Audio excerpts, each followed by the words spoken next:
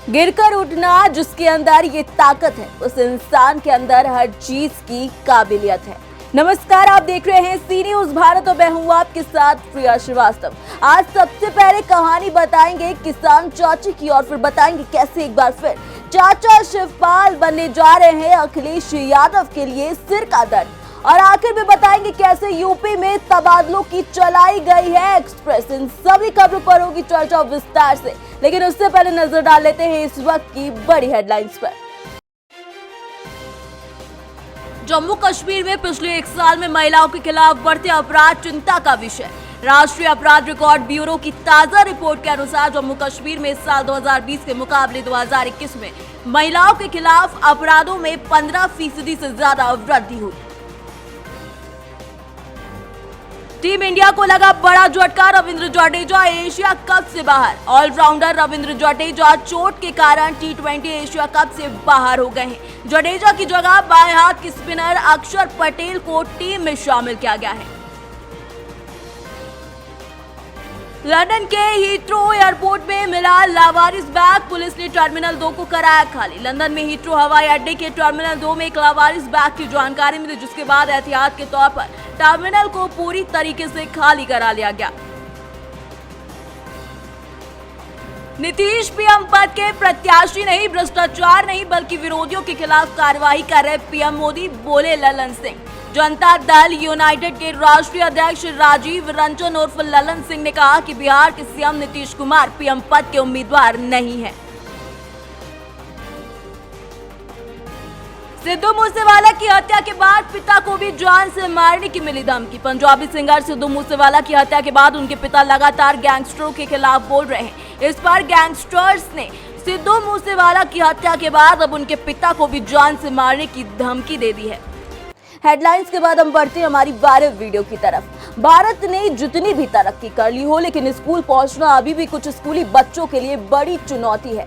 ऐसा हम नहीं कह रहे, ऐसा हाल में ही वायरल हुए एक वीडियो में दिखाया गया है। ये वीडियो तमिलनाडु का बताया जा रहा है, जो कि खूब जमकर वायरल हो रहा है, जिसमें भीड़ से खचाखच भरी तमिलनाडु राज्य की परिवहन निगम की बस एक स्कूली छात्र को गिराती हुई नजर आ रही है। आप भी पहले देखिए ये वायरल वीडियो।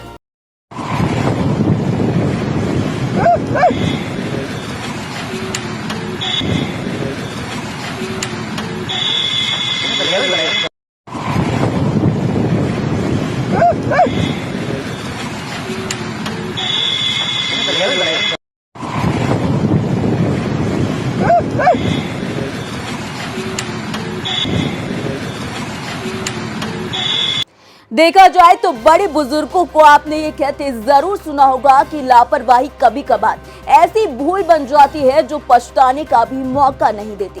हाल के दिनों में हमें एक ऐसा ही मामला तमिलनाडु में भी दिखा, जहां पर ये वीडियो बता रही है कि किस तरीके से लोग लापरवाही को अंजाम देते रहते हैं और समझते नहीं है कि इस लापरवाही का नतीजा क्या होगा। यही हाल तमिलनाडु राज्य परिवहन निगम का भी है, जो खुद भी ऐसी लापरवाही कर रहा है और बच्चों को भी इसके लिए प्रोत्साहित कर रहा है। लेकिन सोच के देखिए, आज उस बच्चे की जान बच गई, मगर क्या पता कल किसी बच्चे की जान बाद में चली जाए और हमें अफसोस हो। इसीलिए समझ जाना बहुत जरूरी है। फिलहाल इसी के साथ हम रुख करेंगे हमारी अगली खबर का। अगर बुलंद इरादा और हौसला हो तो हर इंसान अपने सपने पूरे कर सकता है और बाकी लोगों के लिए प्रेरणा भी बन सकता है। अगर आप अतीत के पन्ने पलटाएं तो आपको ऐसे कई व्यक्तियों का जिक्र मिलेगा जिन्होंने कम संसाधन के बावजूद हैरान कर देने वाले काम करके दिखाए हैं। बिहार के दशरथ मांझी, जिन्हें लोग पागल समझने लगे थे, उन्होंने पहाड़ को काट कर रास्ता बना दिया। उत्तराखंड के जगत सिंह जंगली, जिन्होंने बंजर पहाड़ी जमीन पर घना जंगल उगा दिया। इस कड़ी में आज हम आपको बिहार की एक ऐसी महिला के बारे में बताने जा रहे हैं जिन्होंने साइकिल पर अचार बेचना शुरू किया तो पूरी दुनिया में उनके नाम के चर्चे हो गए। देखिए इस रिपोर्ट में कहानी किसान चाची की। कहानी एक सुपर वुमेन की, जिसने खुद की मेहनत से किसानी में कमाया नाम, जो साइकिल पर अचार बेचकर दुनिया में छा गई, जिसने साबित किया कि छोटी सी किसानी से भी आ सकती है खुशहाली। मिलिए बिहार की किसान चाची से, जिन्होंने तय किया साइकिल से पद्मश्री तक का सफर।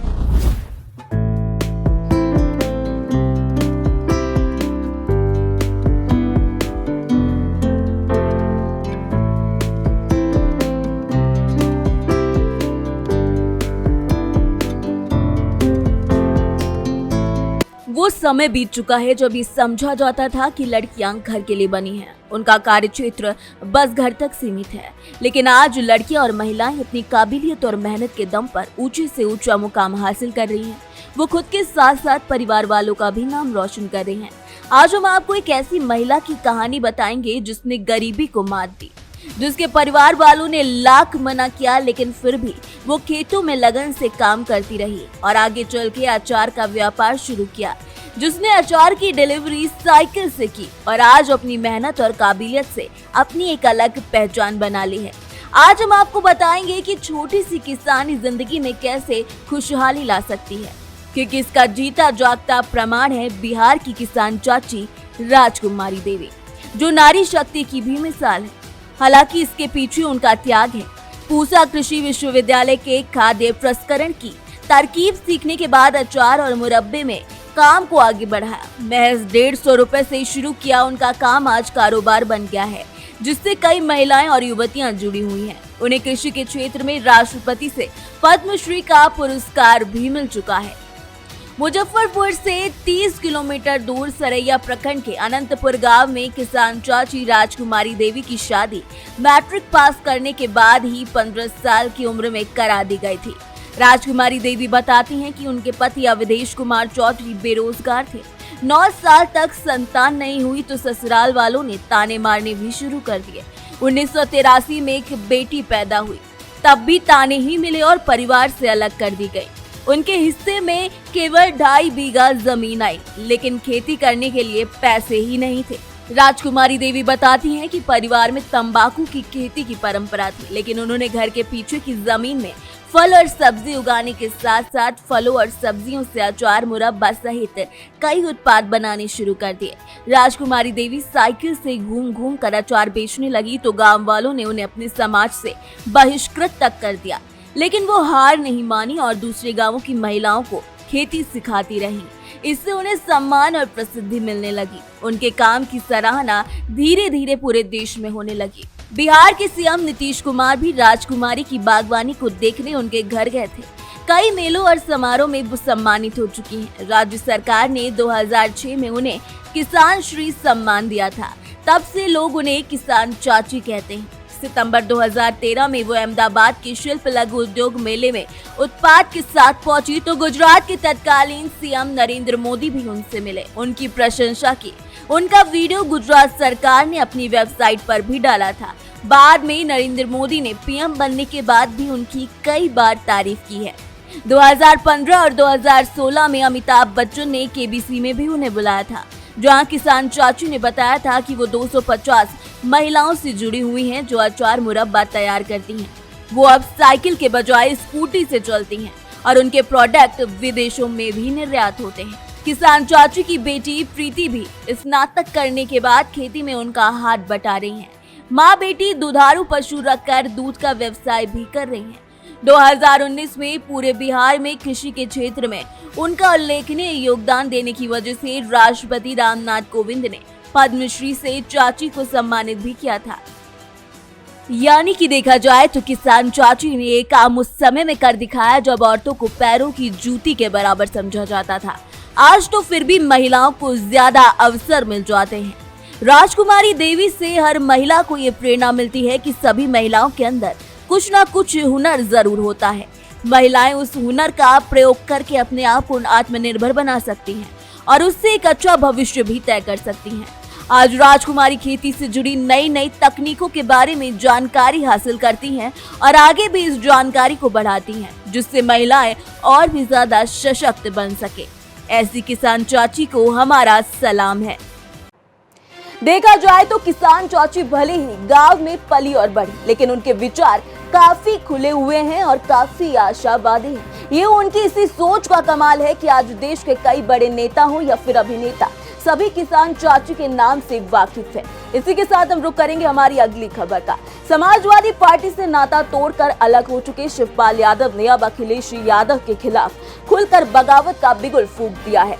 क्योंकि यदुवंशियों के सर्वमान्य नेता बनने के चक्कर में शिवपाल सिंह यादव ने सांसद डीपी यादव के साथ दोस्ती और यादव समाज के हक की लड़ाई लड़ने की दिशा में अपने कदम बढ़ा दिए हैं। इस तरीके से उन्होंने यदुकुल पुनर्जागरण मिशन की घोषणा कर दी है और दिग्गज यादव समुदाय के नेताओं को जुटाकर अपने भतीजे अखिलेश यादव के साथ अब दो हाथ करने का ऐलान कर दिया है। देखिए इस पर हमारी एक खास रिपोर्ट। यूपी में सियासत के नए मोर्चे की सुगबुगाहट तेज। शिवपाल यादव और डीपी यादव ने संभाली जिम्मेदारी।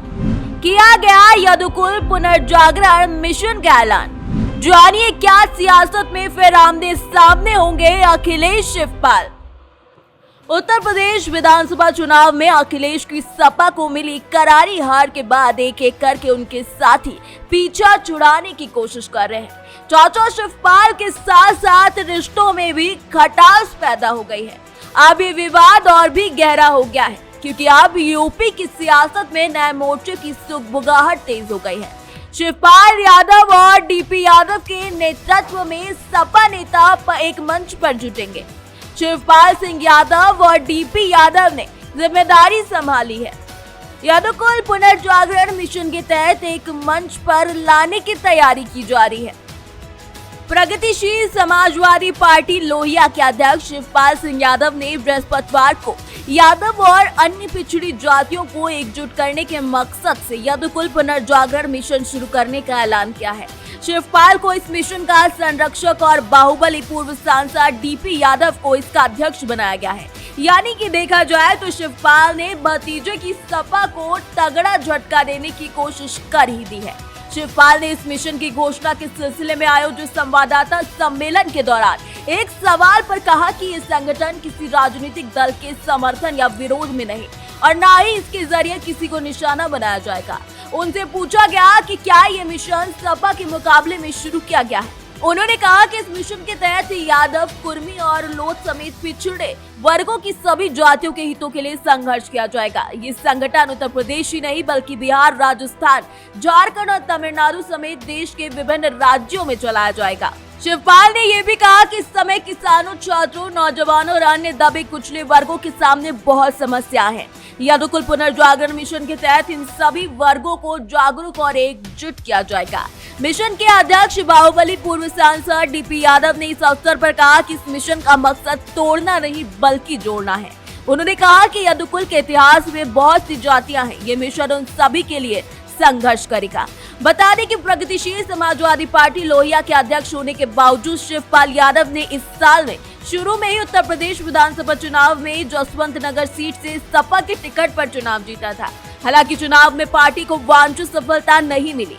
इसके बाद सपा विधायकों की बैठक में उनको नहीं बुलाए जाने से शिवपाल सपा नेतृत्व से नाराज हो गए और उन्होंने पार्टी अध्यक्ष अखिलेश यादव की नीतियों पर सवाल उठाए थे। साथ ही उन्होंने राष्ट्रपति चुनाव में विपक्ष की बजाय भारतीय जनता पार्टी की जनतांत्रिक गठबंधन की प्रत्याशी द्रौपदी मुर्मू का समर्थन भी किया था और उससे ये साफ हो गया था कि चाचा और भतीजे के बीच सब कुछ ठीक नहीं है। और एक बार फिर से शिवपाल यादव ने इस नए मिशन की घोषणा करके एक बार फिर से सपा को झटका देने की पूरी तैयारी कर ली है।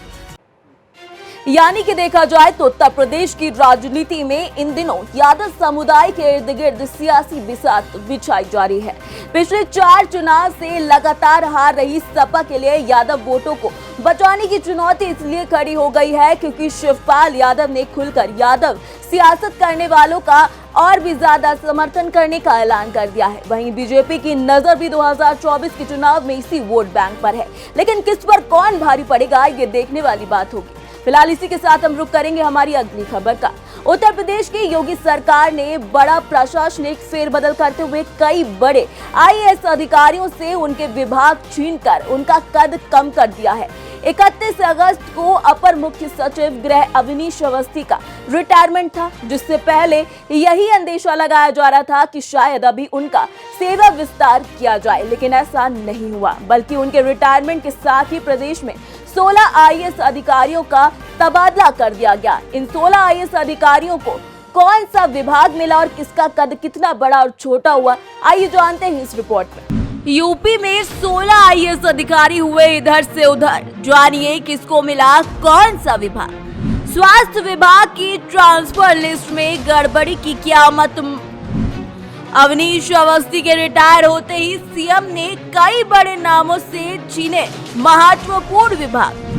16 आईएएस अधिकारियों के तबादले के पीछे जानिए क्या है सीएम योगी का संदेश। उत्तर प्रदेश सरकार में सबसे पावरफुल और सीएम योगी के सबसे पसंदीदा अफसरों में से एक अपर मुख्य सचिव गृह पद पर रहे अवनीश अवस्थी के रिटायरमेंट के साथ ही 31 अगस्त की रात को प्रदेश में एक बार फिर बड़े स्तर पर प्रशासनिक फेरबदल किए गए। रात 16 आईएएस अधिकारियों को इधर से उधर कर उनके विभागों को बदल दिया गया, लेकिन इन सभी 16 अधिकारियों में से जो सबसे ज्यादा नाम चर्चा में रहा वो था अमित मोहन प्रसाद का, जो अब तक प्रदेश में स्वास्थ्य और परिवार कल्याण विभाग के अपर मुख्य सचिव पद पर थे, जो अब सूक्ष्म मध्यम लघु और निर्यात प्रोत्साहन, हथकरघा और वस्त्र उद्योग और खादी एवं ग्रामोद्योग विभाग के अपर मुख्य सचिव पद की जिम्मेदारी संभालेंगे। 16 आईएएस अधिकारियों में से अमित मोहन प्रसाद की चर्चा सबसे ज्यादा इसलिए हो रही है क्योंकि कुछ दिन पहले ही स्वास्थ्य विभाग के तबादलों को लेकर डिप्टी सीएम ब्रजेश पाठक और अमित मोहन प्रसाद एक दूसरे के आमने सामने आ गए थे, जिसके बाद सीएम योगी ने इसमें हस्तक्षेप करते हुए 3 सीनियर आईएएस, जिनमें से मुख्य सचिव डीएस मिश्र, अपर मुख्य सचिव अवनीश अवस्थी और संजय भूसरेड्डी की कमेटी बनाई थी। इस कमेटी ने स्वास्थ्य विभाग में हुए तबादलों की समीक्षा की और इसमें गड़बड़ी का मामला सामने आया। स्वास्थ्य विभाग की ओर से हुए तबादलों में सबसे बड़ी गड़बड़ी की खबर पर डिप्टी सीएम ब्रजेश पाठक ने कड़ा रुख अपनाते हुए अमित मोहन को चिट्ठी लिखकर इस पूरे मामले की रिपोर्ट मांगी। उन्होंने ट्रांसफर लिस्ट की पूरी फाइल मांगते हुए अमित मोहन को तलब किया और उनकी चिट्ठी जब सार्वजनिक हुई तो इसी के बाद सीएम योगी ने इसकी जांच के लिए 3 सीनियर आईएएस अधिकारियों की एक कमेटी बनाकर जांच के आदेश दिए थे। 30 जून को ब्रजेश पाठक ने जब ट्रांसफर नीति पर सवाल उठाया और मोहन को एक पत्र लिखा तो उसमें इसे नजरअंदाज किया गया, लेकिन 4 जुलाई को यह मामला उस वक्त गरमाया जब डिप्टी सीएम का यह पत्र सार्वजनिक हो गया। पत्र में प्रयागराज के उस डॉक्टर के तबादले का भी जिक्र किया गया था जिसकी 13 दिन पहले ही मौत हो चुकी है। डॉक्टर के परिजन से मुलाकात करने खुद डिप्टी सीएम उनके घर पहुंचे थे। ब्रजेश पाठक का ये रुख देखकर प्रदेश के स्वास्थ्य महकमे में हड़कंप मच गया और 30 जुलाई को विभाग ने तबादलों के मामले में अपनी गलती मान ली। आपको बता दें कि स्वास्थ्य विभाग में उस समय कुल 313 डॉक्टरों के तबादले किए गए थे। विभाग की ओर से जारी आदेश में माना गया कि डॉक्टर्स के तबादलों की लिस्ट जारी करने में गलती हुई है। आदेश में था कि तबादले में गलती से लेवल 1 डॉक्टरों की सूची में लेवल 2 और लेवल 3 को शामिल किया गया था। वहीं नए आदेश में 313 डॉक्टरों के ट्रांसफर ऑर्डर में 48 डॉक्टर्स के स्थानांतरण आदेश को निरस्त किए जाने की बात कही गई थी। फिलहाल अब जब अवनीश अवस्थी अपनी सेवा से रिटायर हो चुके हैं तो इसी के साथ प्रदेश में बड़े स्तर पर हुए प्रशासनिक फेरबदल में सीएम ने मुख्य सचिव संजय प्रसाद को पहले गृह विभाग की जिम्मेदारी सौंपी थी। उन्हें मुख्य सचिव, मुख्यमंत्री प्रोटोकॉल, सूचना और जनसंपर्क, गृह गोपन, वीजा, पासपोर्ट और सतर्कता विभाग की जिम्मेदारी सौंपी गई। दीपक कुमार को वर्तमान पद के साथ प्रमुख सचिव माध्यमिक शिक्षा विभाग का अतिरिक्त प्रभार सौंपा गया है। वहीं आराधना शुक्ला को अपर मुख्य सचिव आयुष विभाग की जिम्मेदारी सौंपी गई है। सीनियर आईएएस अधिकारी नवनीत सहगल के पास से ये सूचना और जनसंपर्क विभाग लेकर उन्हें खेल कूद विभाग में प्रमुख सचिव बनाया गया है। वहीं सीनियर आईएएस अधिकारी पार्थ सारथी सेन शर्मा को योगी सरकार ने स्वास्थ्य विभाग के प्रधान सचिव के महत्वपूर्ण पद की जिम्मेदारी सौंपी है। हिमांशु कुमार और को प्रमुख सचिव ग्राम्य विकास बनाया गया है। राज्यपाल के अपर मुख्य सचिव महेश कुमार गुप्ता को अपर मुख्य सचिव ऊर्जा और अतिरिक्त ऊर्जा स्रोत विभाग की जिम्मेदारी सौंपी गई है।